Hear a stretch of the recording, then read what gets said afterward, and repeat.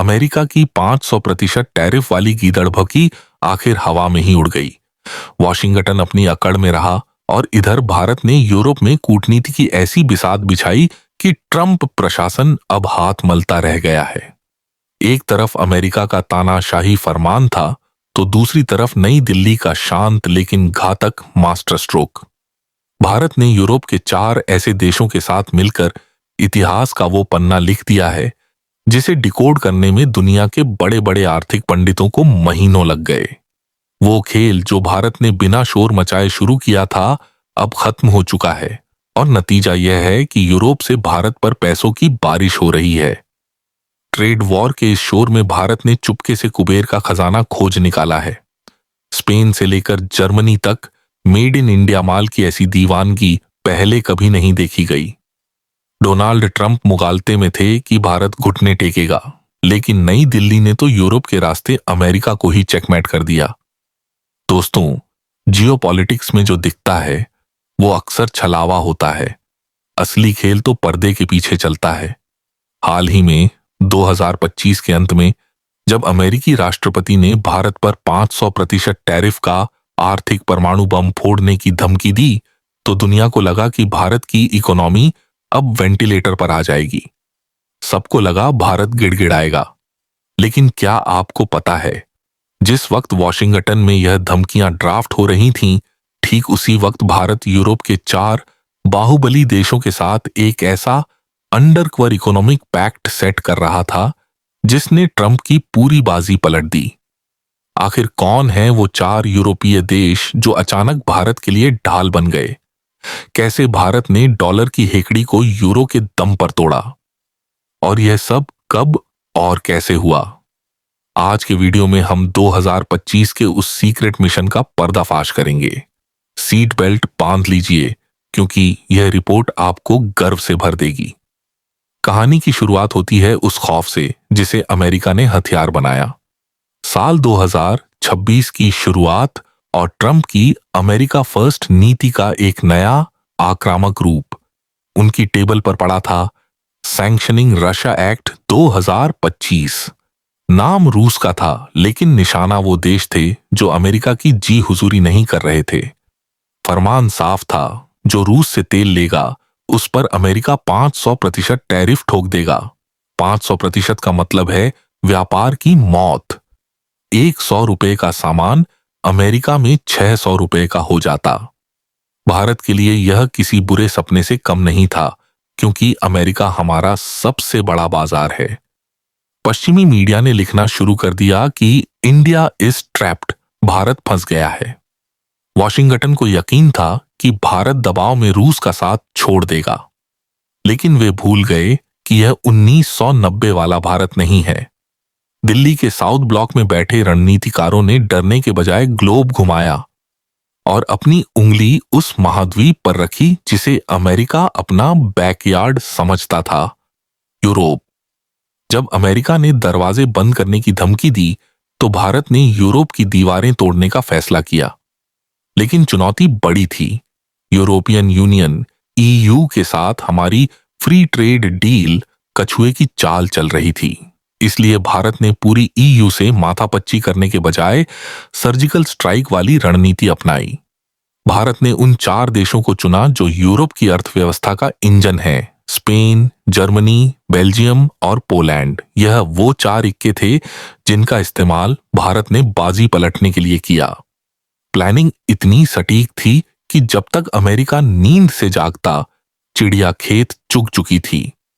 जो माल अमेरिका में ब्लॉक होने वाला था वो स्पेन और जर्मनी के बाजारों में प्रीमियम रेट पर बिकने लगा। अब जरा आंकड़ों पर गौर कीजिए। ये आंकड़े किसी चमत्कार से कम नहीं हैं। सबसे बड़ा धमाका हुआ स्पेन में। अप्रैल से नवंबर 2025 के बीच महज 8 महीनों में भारत ने स्पेन को इतना निर्यात किया कि पुराने सारे रिकॉर्ड ध्वस्त हो गए। निर्यात में 56% की ऐतिहासिक उछाल। भारत ने स्पेन को 4.7 अरब डॉलर का सामान बेचा। इसमें सबसे बड़ी हिस्सेदारी केमिकल्स और टेक्सटाइल की थी। स्पेन अब यूरोप में भारत का नया ग्रोथ इंजन बन चुका है।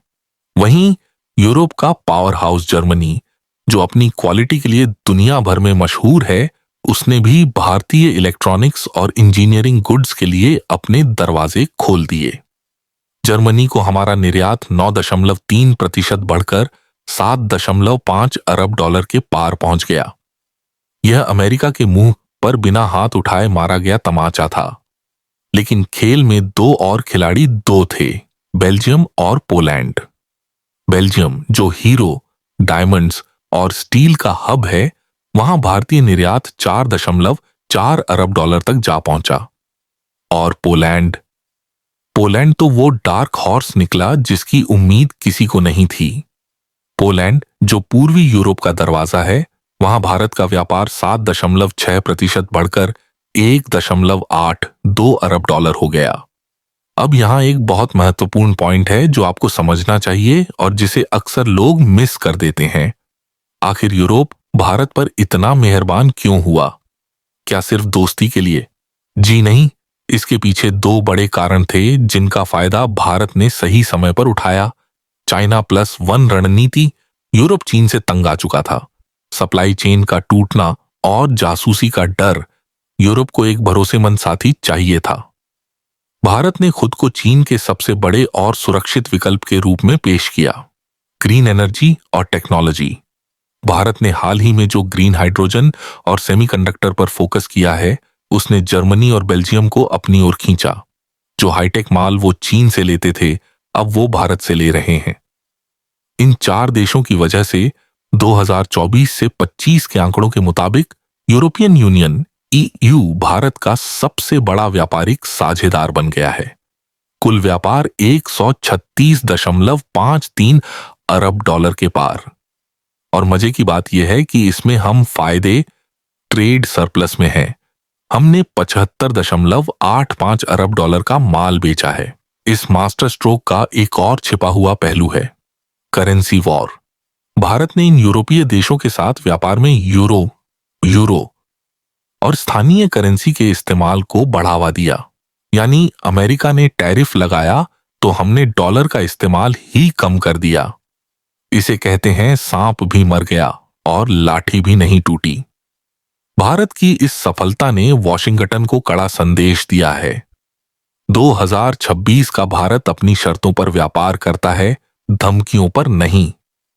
जब ट्रंप ने टैरिफ का शोर मचाया, भारत ने कोई बयानबाजी नहीं की, बस चुपचाप अपना ग्राहक बदल लिया। नतीजा, आज अमेरिकी कंपनियां खुद ट्रंप का विरोध कर रही हैं। भारत ने साबित कर दिया है कि ग्लोबल ट्रेड अब यूनिपोलर, सिर्फ अमेरिका केंद्रित नहीं रहा।